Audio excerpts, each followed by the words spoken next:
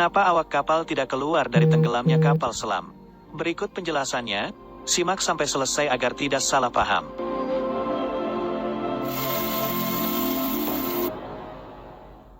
Pada tanggal 21 April tahun 2021 Indonesia dikejutkan dengan kabar hilangnya kapal selam KRI Nanggala 402 di perairan Bali saat sedang menjalani latihan.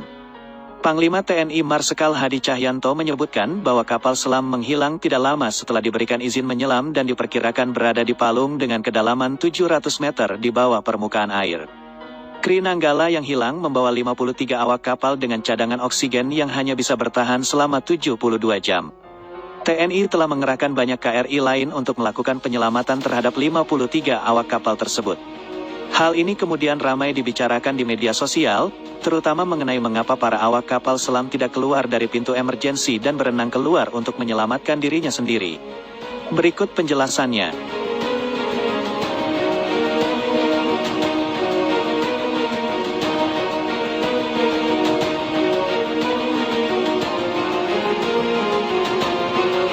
Hal pertama yang harus diketahui adalah kapal selam tidak memiliki pintu emergensi yang bisa dibuka dengan leluasa. Pintu kapal selam jauh lebih rumit dari yang dibayangkan karena dirancang agar tidak bisa dimasuki air laut. Untuk penggantinya,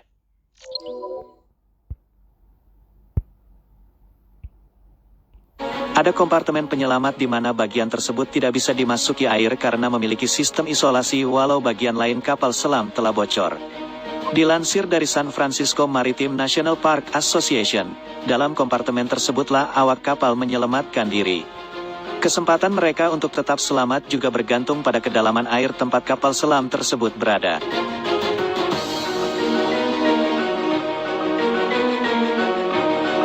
Jika KRI Nanggala 402 hilang di kedalaman 700 meter, apakah yang terjadi jika kru nekat keluar dari kapal?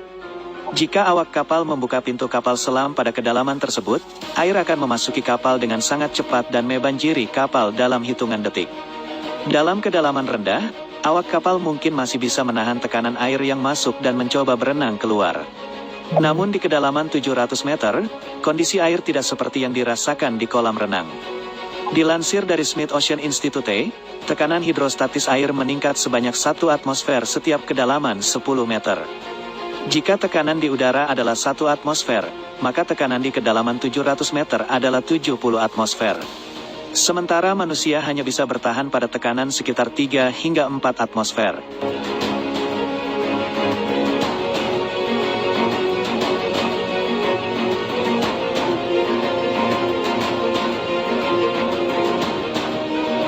Berenang dalam air laut di kedalaman 700 adalah hal yang tidak mungkin bagi manusia.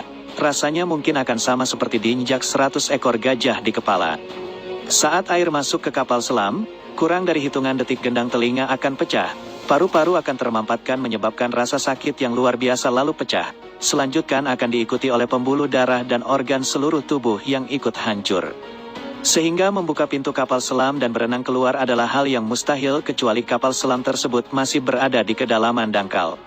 Sebagai referensi, kita bisa melihat penyelamatan kapal selam yang pernah terjadi.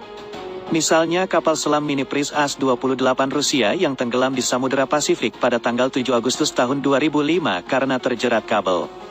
Pemerintah Rusia dibantu Inggris, Amerika Serikat, dan Jepang melakukan pencarian dan mengevakuasi kapal selam. Setelah posisi kapal dan penyebabnya terjebak ditemukan, tim penyelamat mulai memotong kabel yang menjeratnya. Dilansir dari Maritime Journal, setelah kabel yang menjerat Priz As-28 dipotong, tangki pemberatnya diledakkan sehingga kapal bisa kembali naik ke permukaan. Sehingga semua awak kru Priz As-28 bisa selamat setelah 3 hari lebih terjebak dalam kapal tersebut. Dari hal tersebut kita dapat menyimpulkan bahwa penyelamatan eksternal, bantuan tim penyelamat, adalah jalan keluar paling baik untuk menyelamatkan awak kapal KRI Nanggala 402 yang hilang. Namun waktu adalah musuh dalam penyelamatan kapal selam. Awak kapal harus segera diselamatkan sebelum persediaan oksigen habis dan sebelum mereka terjangkit penyakit akibat banyak menghirup karbon dioksida dalam kapal yang tenggelam.